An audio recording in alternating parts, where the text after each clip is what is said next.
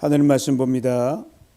신약 누가복음 4장 16절에서 30절 말씀입니다. 신약 성경 누가복음 4장 16절에서 30절 말씀 제가 읽어드립니다. 예수께서 그 자라나신 곳 나사렛에 이르사 안식일에 늘 하시던 대로 회당에 들어가사 성경을 읽으려고 서심해 선지자 이사야의 글을 들이거늘 책을 펴서 이렇게 기록된 데를 찾으시니 곧 주의 성령이 내게 임하셨으니 이는 가난한 자에게 복음을 전하게 하시려고 내게 기름을 부으시고 나를 보내사 포로된 자에게 자유를 눈먼 자에게 다시 보게 함을 전파하며 눌린 자를 자유롭게 하고 주의 은혜의 해를 전파하게 하려 하심이라 하였더라. 책을 덮어 그 맡은 자에게 주시고 앉으시니 회당에 있는 자들이 다 주목하여 보더라. 이에 예수께서 그들에게 말씀하시되 이 글이 오늘 너희 귀에 응하였느니라 하시니 그들이 다 그를 증언하고 그 입으로 나오는 바 은혜로운 말을 놀랍게 여겨 이르되 이 사람이 요셉의 아들이 아니냐. 예수께서 그들에게 이르시되 너희가 반드시 의사야 너 자신을 고치라는 속담을 인용하여 내게 말하기를 우리가 들은 바 가버나움에서 행한 일을 내 고향 여기서도 행하라 하리라.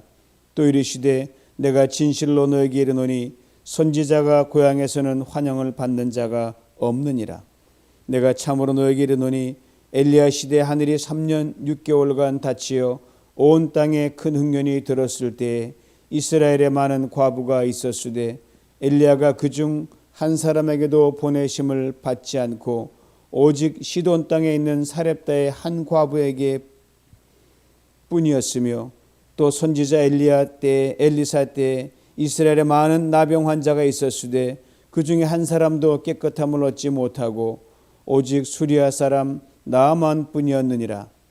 회당에 있는 자들이 이것을 듣고 다 크게 화가 나서 일어나 동네 밖으로 쫓아내어 그 동네가 건설된 산 낭덩어리까지 끌고 가서 밀쳐 떨어뜨리고자 하되 예수께서 그들 가운데로 지나서 가시니라. 아멘. 아는 만큼 믿을 수 있습니다. 또 믿은 만큼 경험할 수 있습니다. 오늘 본문이 우리에게 이것을 아주 분명하게 증거해 줍니다. 복음서 기록을 근거 유추해 볼 때 예수님께서 사람으로 오셔서 이 땅에 사신 연수가 대략 33년이라고 우리는 그렇게 알고 있습니다. 이 중에서 30년은 무명의 몫으로 사셨고 나머지 3년은 하나님의 뜻을 이루기 위한 공생애, 즉 모든 일에 노출된 그런 삶을 사셨습니다.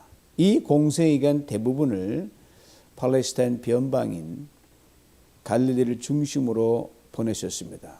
예루살렘에 시작하셔 갈릴리 중심 활동하시고 다 예루살렘으로 가신 이러한 사이클을 중심으로 사셨습니다. 갈릴리는 남북이 약 50마일, 동서가 약 25마일 팔레스타인 북쪽에 있는 지방입니다.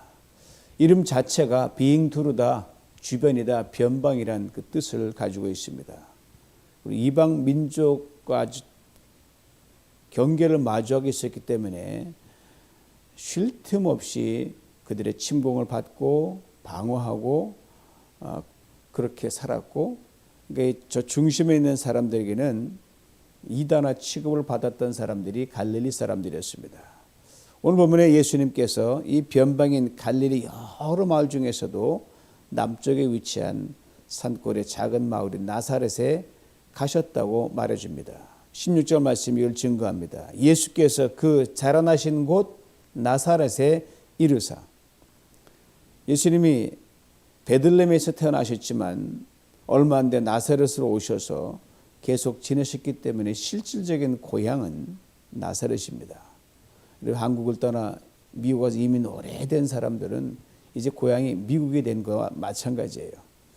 그래서 우리는 주님을 나사렛 예수 이렇게 부릅니다.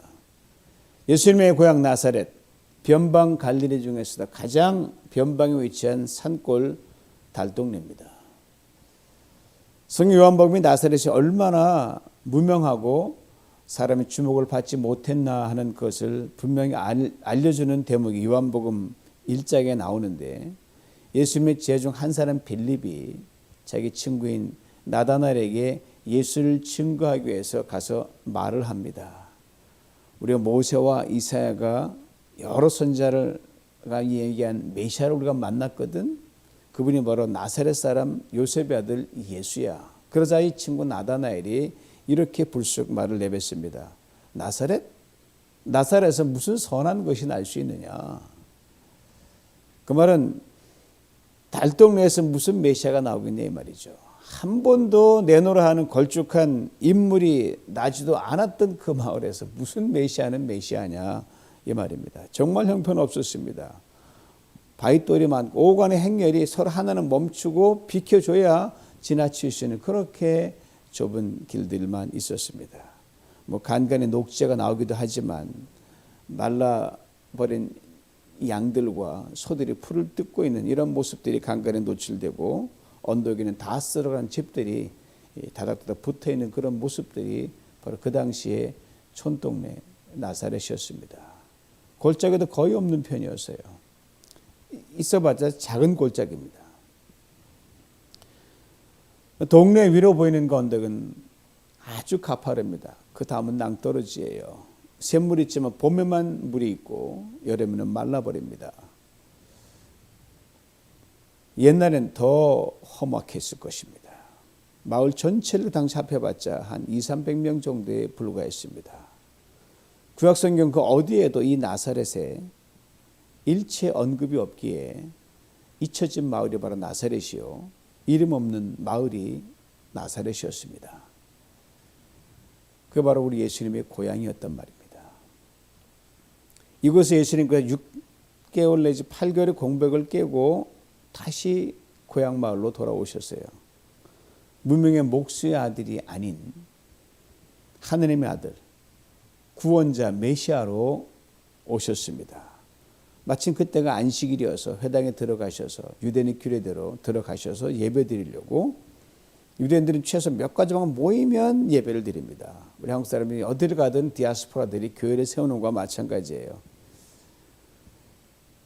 고향을 떠나 잠시 예루살렘에 갔다가 다시 고향으로 온 일련의 과정 속에서 이미 예수님에 대한 이 공생에 있었던 많은 일들이 사람들의 입에서 입으로 귀에서 귀로 이미 파다하게 퍼진 상태였습니다. 그러니 고향 나사렛 사람도 다 들었습니다. 그렇게 그날 회당에 모인 사람들은 예수님을 보고 굉장한 기대와 호기심을 가지고 예수님을 봤을 것입니다. 위원들 회당 예배는 대체로 우리랑 비슷한 것도 있고 다른 것도 있어요. 좀 예배 시간이 길다는 게 좀 다릅니다. 기도와 찬양으로 시작합니다. 그리고 두 번의 성경 읽기가 이어지고요. 한 번은 모세오경에서 읽고 다른 하나는 예언서에서 발췌해서 읽습니다. 그리고 설교, 그 다음에 축도의 순으로 진행이 됩니다. 특별한 것은 성경을 읽을 때 하나님의 말씀에 대한 경외심을 표하기 위해서 서서 읽고 또 막상 설교할 때는 또 앉아서 설교를 합니다.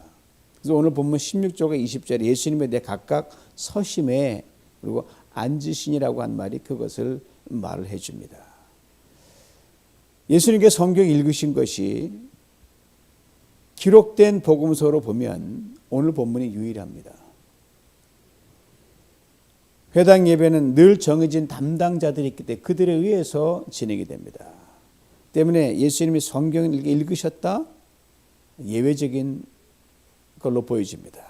오늘 보면은 이에 대한 언급이 없지만 아마 예수님에 대한 소문이 파다하게 퍼져서 그날만큼은 특별히 예수님께 부탁했던 것 같아요. 오셔서 말씀도 읽으시고 우리에게 무슨 말씀을 좀 들려주시옵소서, 아마 사전에 부탁이지 않았나 싶습니다. 오늘 본문 17절은 예수님께 일어나 성경 읽으시는 상황 이렇게 설명해 줍니다. 선지자 이사야의 글을 드리거늘 책을 펴서 이렇게 기록된 데를 찾으시니, 당시 성경처럼 우리가 가지고 있는 책이 아니라 둘둘 말 수 있는 두루마리였기 때문에 본 부분 접으면 그 부분은 또 안 보이거든요. 양의 가죽에 쓴 두루마리였습니다. 두루마리를 맡은 사람 예수님께 그 두루마리를 전해주고 아마 그날에 읽어야 될 예언서의 말씀이었던 것으로 보여집니다. 그 두루마리를 받으신 예수님께서 찾으셨다고 되어 있습니다. 이 찾았다는 말에서 예수님이 자기 고향 나사렛 사람을 향해서 얼마나 애틋한 마음을 가지고 계셨는지 알 수가 있습니다.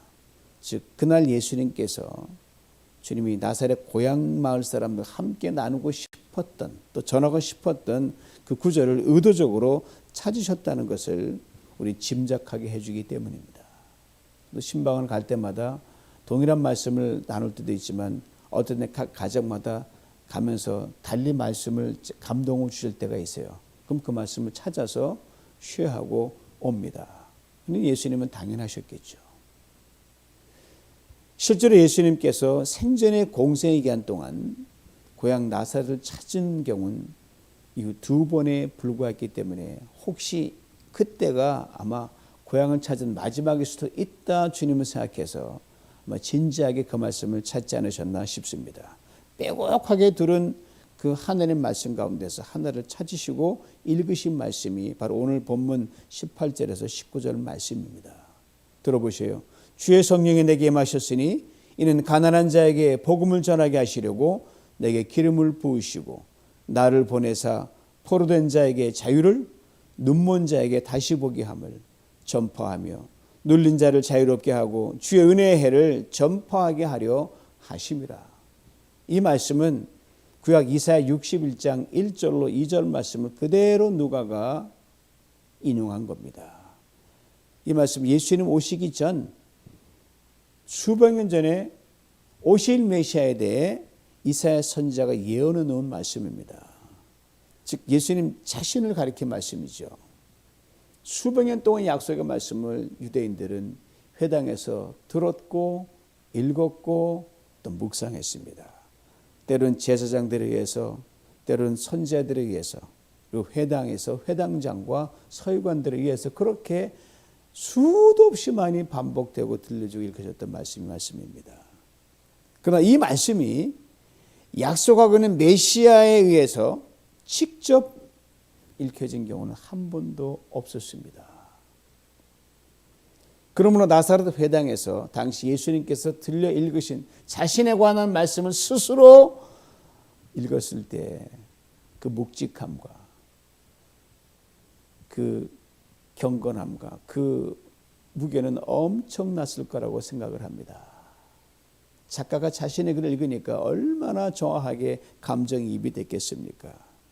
모든 사람들, 그 당시에 모였던 모든 사람들의 귀에 엄청난 감동과 파워로 들렸으는 것은 두말할 필요가 없습니다. 성경도 여러 곳에서 예수님이 말씀하실 때 권세와 능력이 있더라고 증거하고 있지 않습니까? 수백 년 동안 이 말씀을 붙들고 살아왔던 달동네 나사렛 마을이었습니다. 저들은 가난했고 식민지 백성으로 어려운 가운데 더 어려운 사람들이 그곳에 모여 살았습니다. 서름도 심했고요. 그렇기에 그날 주님의 말씀은 그 자체로도 큰 위로와 용기가 되었습니다. 이 말씀을 읽으신 후 자신을 뚫어지게 쳐다보는 그 모인 그날 예배드리러 온 사람들에게 예수님이 이런 말씀하신 거예요. 이 글이 오늘날 너희 귀에 응하였느니라. 분명 예수님께 더 많은 말씀을 하셨죠. 복음 다 기록되지 않지만 누가 핵심만 이렇게 적어놨습니다. 직역하면 이런 뜻이에요. 지금 너희들의 귀에 들린 이 예언의 말씀이 너희 듣는 데서 들음으로 성취되었다는 말입니다. 고로 들은 대로 믿으면 이 말씀이 나사렛에서도 그대로 이루어진다고 미리 주님이 말씀하셨어요. 뭘 행하실 것도 이미 그 말씀을 읽어드리면서 이미 내포하셨습니다. 이 말씀 들은 사람들이요 입이 닳도록 예수님을 칭찬했습니다. 예수님 하신 말씀에 깊은 감동을 받고 눈이 휘둥그러져 어쩔 줄 몰라 깜짝 놀라서 우두커니 서 있었습니다. 분명 여기저기서 이런 말들이 흘러나왔을 줄 알아요. 야, 이제 나사렛에도 영웅이 났다. 인물이 났다. 이 닷동네 변방 나사렛 마을에서 우리를 이끌어가 탁월한 리더가 태어난 게야. 그런데 문제는 그 다음이에요. 이들에 비해서 다음 같은 말이 불쑥 튀어나온 겁니다. 가만히 있지. 이 사람이 요셉의 아들이 아니더냐? 다른 복음서에 이렇게 기록되어 있습니다. 이 사람이 마리아의 아들 목수가 아니냐? 이는 그 목수의 아들 아니냐? 예수님 목수의 아들인 것은 나사렛 사람, 꼴에 같이 나사렛 사람 물론 그 소문들은 모든 사람 다 알고 있는 겁니다. 예수님이 거기 달동네라는 것도 다 알고 있어요. 이런 달동네에서 대단한 인물이 나와서 지금 자기들 앞에서 말씀을 읽어주고 있으니 놀라움 자체로 멈춰야 됐었고, 거기서 그들은 주님이 무슨 말씀 하시는가, 뭘 행하시는가를 보고 듣고 경험하기만 하면 됐습니다. 그런데 이 사람 요셉 아들이잖아. 아버지 이름도 쏙 뺍니다. 목수의 아들 아니야? 예수님을 깎아내립니다. 이들의 속마음을 뼛속에 뭔가 꿰뜨고 아셨던 예수님께서 이렇게 말씀하시면 오늘 본문 23절이에요. 너희가 반드시 의사야 너 자신을 고치라는 속담을 인용하여 내게 말하기를 우리가 들은 바 가버나움에서 행한 일을 내 고향 여기서도 행하라, 그렇게 말할 것이다. 의사야 너 자신을 고치라는 것은 당시 유대 사람들이면 다 아는 속담이었어요. 예를 들어 의사에게 환자가 찾아왔어요. 고쳐야 되잖아요. 그런데 의사도 어디가 아픈 거예요. 그 환자가 보고 나서 네 병 먼저 고치면 너한테 내 몸을 맡길게, 이 말이에요. 이걸 보여줘야 너를 믿을 수 있고 네 능력을 믿을 수 있겠다는 확신을 내가 가지겠다는 말이거든요. 이것을 예수님이 인용하시면서 저들의 불신앙을 정확하게 들춰내 주셨습니다. 즉 당시 나사렛 고향 마을 사람들은 예수님이 여기서 오시기 전에 들으셨던 가버나움이라는 동네에서 많은 병자들을 고치고 기적들을 행하셨다는 것, 분명한 사실이죠. 그 소문은 이미 다 듣고 알고 있었습니다. 이제 고향을 찾은 예수님께서 하시는 말씀에 놀라면서도 이렇게 시비를 걸어오는 거예요. 당신 목수의 아들 요셉 아닙니까?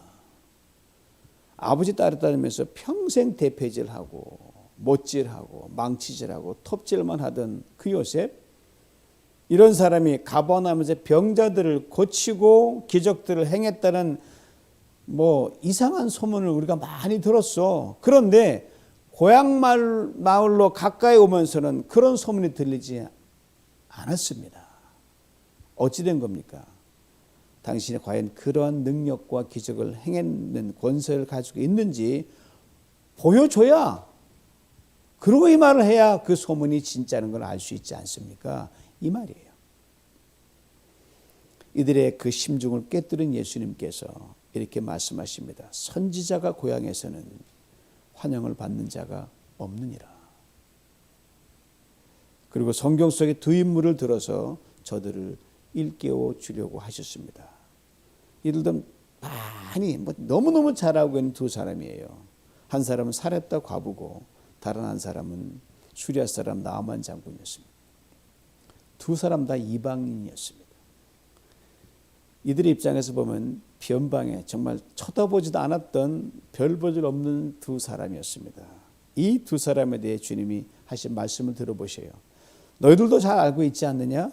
이스라엘에 큰 가뭄이 들었을 때 이스라엘에 많은 과부들이 있었지만 하나님의 은혜를 입은 과부는 변방에 사렙다 과부뿐이었다.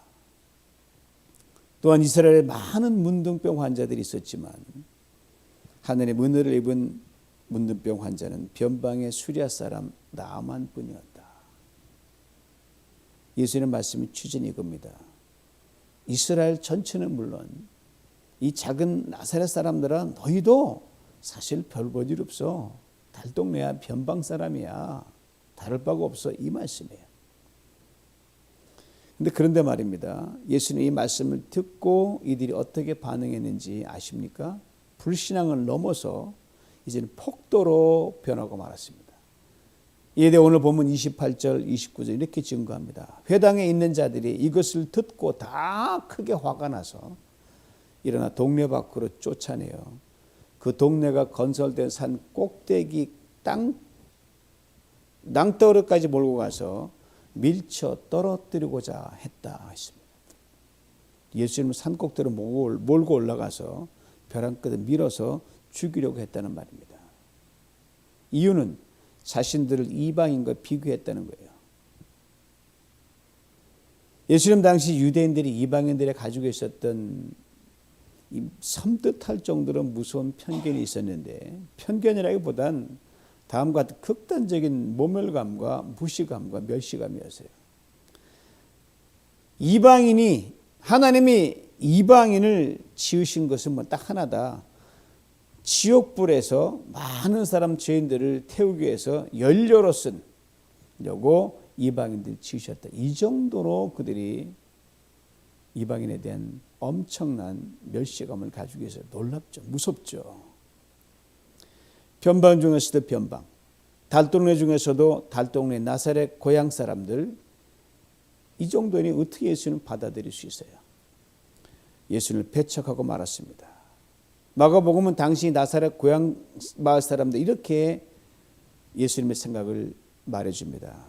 그들이 믿지 않음을 이상히 여기셨더라.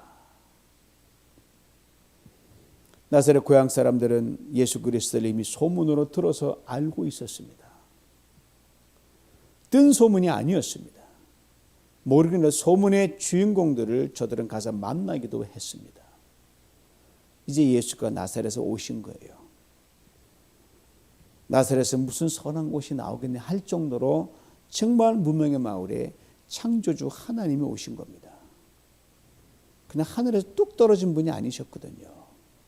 30년 동안 나사렛에서 팔레스타인의 그 쨍쨍 내려지는 뙤약볕을 받으며 그들과 함께 웃었고 함께 울으셨던 인간 예수였습니다. 검증된 사람이었어요. 어디든 콜하면 달려가신 분이었어요. 저들의 필요를 최선을 다해 채워주셨던 인간 예수였습니다. 식민지 백성의 아픔과 서름을 실시간으로 함께 겪으며 울고 아파하셨던 인간 예수였습니다. 이 예수에 대해 성경은 이렇게 분명히 증거해 주거든요. 히브리서 4장 15절로 16절입니다. 우리에게 있는 대제사장은 우리 연약함을 동정하지 못하실 리가 아니요 모든 일이 우리와 같이 시험을 받으신 자로되 죄는 없으시니라. 그러므로 우리는 긍휼하심을 받고 때를 따라 돕는 은혜를 얻기 위하여 은혜의 보좌 앞에 담대히 나아갈 것이니라. 그렇습니다. 30년 동안 삶으로 보여주셨던 예수, 이들은 이 주님을 환영하고 추후에 의심도 없이 믿었어야 했습니다. 증거가 너무너무 철철 넘칩니다.